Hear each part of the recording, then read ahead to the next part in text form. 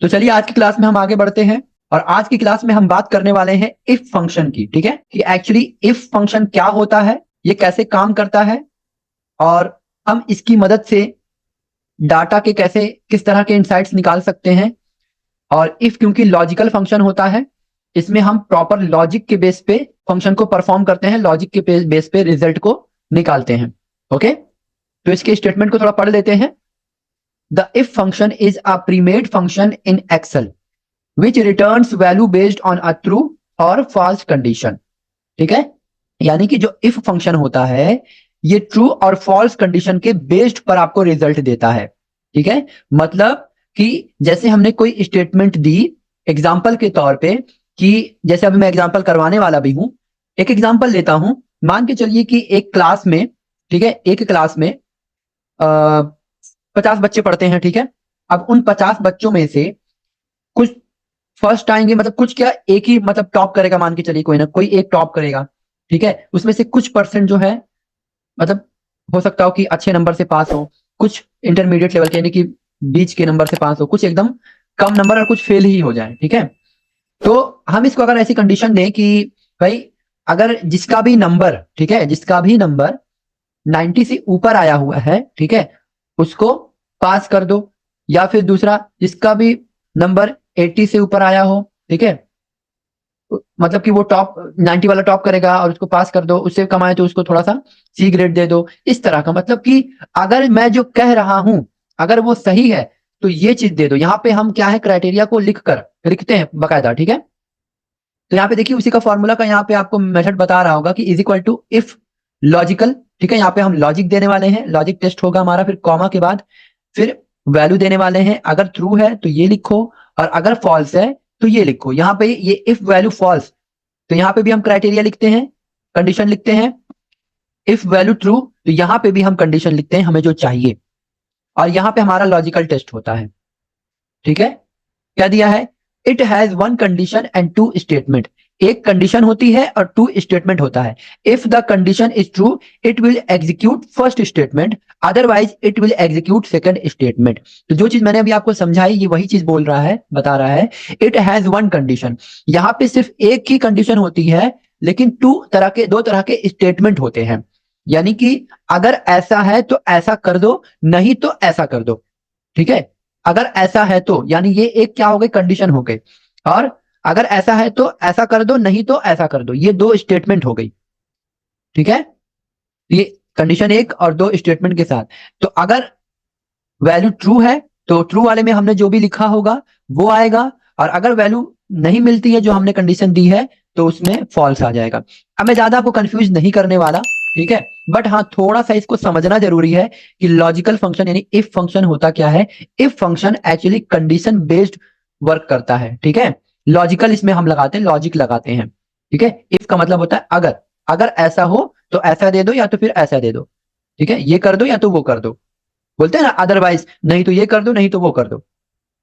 तो इस तरीके की चीजें हम इफ फंक्शन के द्वारा परफॉर्म करते हैं। अब हो सकता हो कि ऐसे आपको क्लियर बिल्कुल भी ना हो रहा हो, तो आइए हम इसको प्रैक्टिकल एग्जाम्पल के साथ करके देखते हैं। तो ये मैंने अपनी प्रैक्टिस शीट ओपन कर ली है और अब हमारे पास यहाँ पे कुछ उदाहरण है, एग्जाम्पल है यहाँ पे हमारे पास। ओके, इफ फंक्शन, यहाँ पे कुछ नेम्स दिए हुए हैं स्टूडेंट्स के, उनके मार्क्स दिए हुए हैं। ठीक है, और यहाँ पे हमें तीन तरह का रिजल्ट निकालना है, रिजल्ट 50, रिजल्ट 30, रिजल्ट 45। अब नीचे कुछ क्वेश्चन दिए हुए हैं। ठीक है, नीचे कुछ क्वेश्चन दिए हुए हैं। क्वेश्चन क्या दिए हुए हैं, calculate the result if passing marks is 50। ठीक है, पासिंग मार्क्स अगर 50 है, ठीक है, तो 50 वाला हमें करना है। ठीक है, यानी कि इसमें जिसको जिसको, ठीक है, 50 मिला हुआ या 50 से ऊपर मिला हुआ है उसको क्या करना है, पास कर देना है। लेकिन जिनको जिनको 50 से नीचे मिला हुआ है उनको क्या कर देना है, उनको फेल कर देना है। ठीक है, तो ये पहला चीज दिया हुआ है। ठीक है, calculate the result if passing marks is 50। ठीक है, उसके बाद calculate the result if passing marks is 30।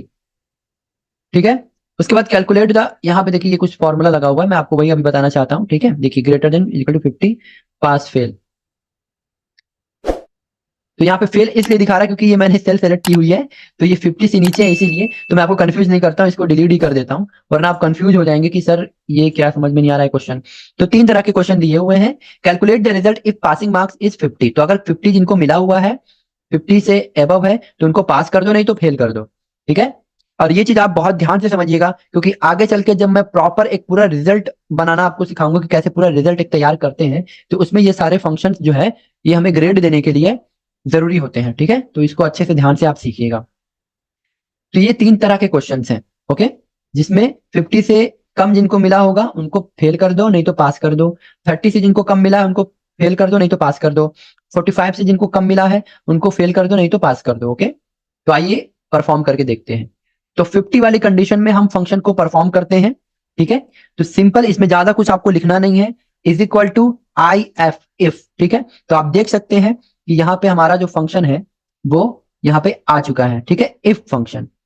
देखिए यहाँ पे ये कुछ स्टेटमेंट दे भी रहा है, क्या बोल रहा है, checks whether a condition is met and returns one value if true and other value, ठीक है, अनदर वैल्यू इफ फॉल्स। तो ये वही कह रहा है कि भाई देखो ये फॉर्मूला किस लिए लगेगा, ये फंक्शन इसलिए लगेगा, ये फॉर्मूला इसलिए लगेगा कि अगर कोई कंडीशन है, अगर तो वो सही है, ठीक है, तो वैल्यू, ये वैल्यू ट्रू वाली वैल्यू दे दो, नहीं तो फॉल्स वाली वैल्यू दे दो, ठीक है।